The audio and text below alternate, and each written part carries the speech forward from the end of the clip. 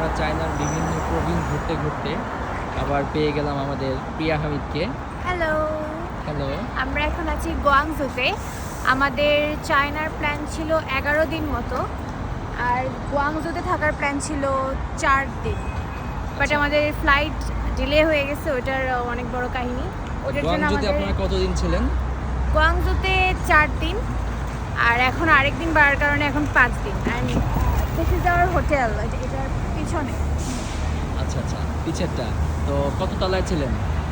আমরা ছিলাম 4th ফ্লোরে, একটা অ্যাপার্টমেন্ট ছিল অনেক সুন্দর, সেটা পরে দেখাবো।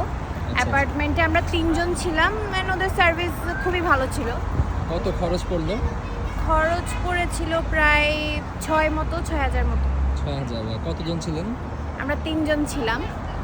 আপনাদের অ্যাপার্টমেন্টটার নাম কি? আমাদের অ্যাপার্টমেন্টের নাম ওটার প্রোনাউন্সিয়েশন অনেক কষ্ট, আমি দেখিয়ে দিব পরে স্ক্রিনে। আচ্ছা, আর এখান থেকে সুযোগ সুবিধা কেমন? মেট্রো কত দূরে? এখান থেকে মেট্রো একদমই কাছে, ওয়াকিং ডিস্টেন্সে পড়ে, 2-3 মিনিট হাঁটলেই এনাফ। আচ্ছা।